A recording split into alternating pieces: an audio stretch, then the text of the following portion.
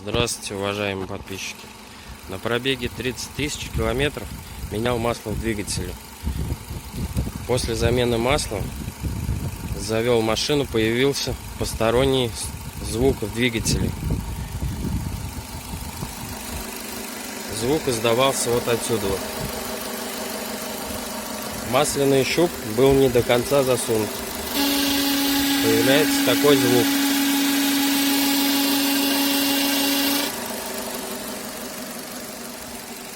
Первое время побоялся завести, искал очень долго, а оказалось, это был масляный щуп.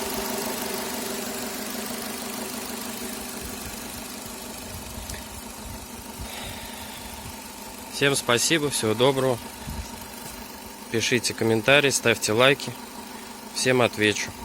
До свидания.